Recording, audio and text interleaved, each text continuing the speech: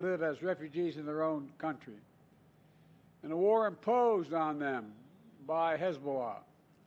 All told, this has been the deadliest conflict between Israel and Hezbollah in decades. How many of Hezbollah's senior leaders are dead, including its longtime leader, Nasrallah? And Israel has destroyed Hezbollah's terrorist infrastructure in southern Lebanon as well, including miles of sophisticated tunnels, which were prepared for an October 7 style terrorist attack in northern Israel. But lasting security for the people of Israel and Lebanon cannot be achieved only on the battlefield. And that's why I directed my team to work with the governments of Israel and Lebanon to forge a ceasefire, to bring the conflict between Israel and Hezbollah to a close. Under the deal reached today, effective at 4 a.m. tomorrow local time, the fighting across the Lebanese-Israeli border will end. Will end. This is designed to be a permanent cessation of hostilities.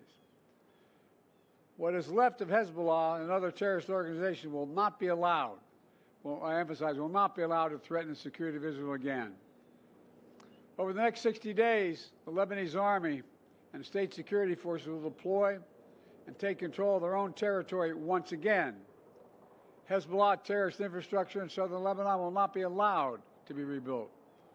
And over the next 60 days, Israel will gradually withdraw its remaining forces. And civilians on both sides will soon be able to safely return to their communities and begin to rebuild their homes, their schools, their farms, their businesses, and their very lives. We're determined this conflict will not be just another cycle of violence. And so the United States, with the full support of France and our other allies, has pledged to work with Israel and Lebanon to ensure that this arrangement is fully implemented, the agreement totally implemented. There will be no U.S. troops deployed in southern Lebanon. This is consistent with my commitment to the American people to not put U.S. troops in combat in this conflict. Instead, we, along with France and others, will provide the necessary assistance to make sure this deal is implemented fully and effectively. Let me be clear. If Hezbollah or anyone else breaks the deal and poses a direct threat to Israel, then Israel retains the right to self-defense consistent with international law, just like any country when facing a terrorist group pledged to that country's destruction. At the same time, this deal supports Lebanon's sovereignty, and so it heralds a new start for Lebanon, a country that I've seen most of over the years, a country with rich history and culture. If fully implemented, this deal can put Lebanon on a path toward a future that's worthy of its significant past. And just as the Lebanese people deserve a future of security and prosperity, so do the people of Gaza. They too deserve an end to the fighting and displacement. The people of Gaza have been through hell. Their world's absolutely shattered. Far too many civilians in Gaza have suffered, far too much.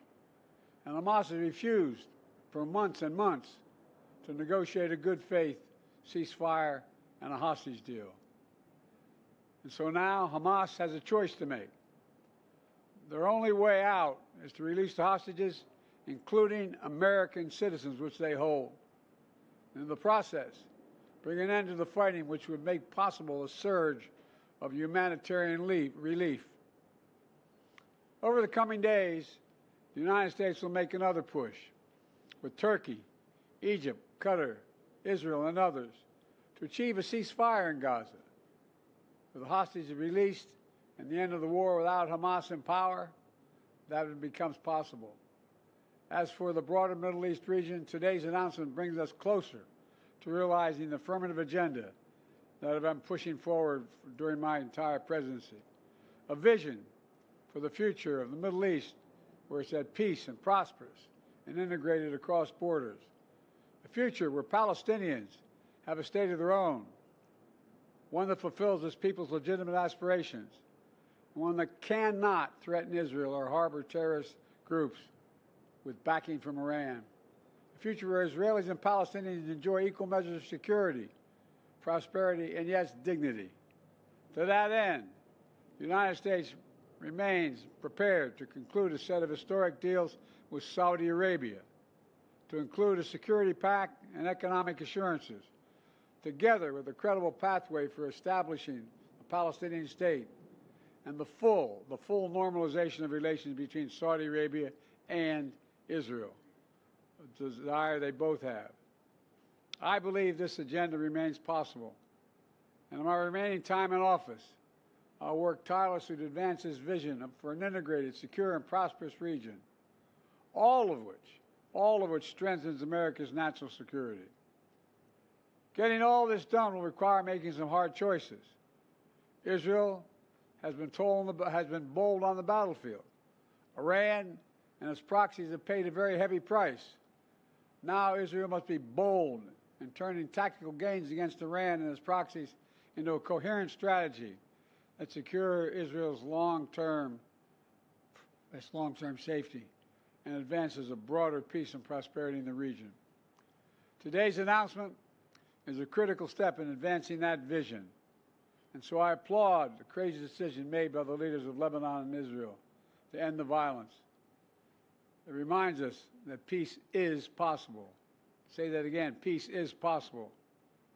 As long as that is the case, I will not for a single moment stop working to achieve it. God bless you all, and sorry to keep you waiting so long. May God protect our troops. Thank you. Mr. President, will you get a ceasefire in Gaza before leaving office? Ask me how I get a ceasefire. I think so. Hold on. Praying. How is this push any different from the previous ones? Never seen that. Shouldn't be reported. What? Mr. President, what have you told the new administration?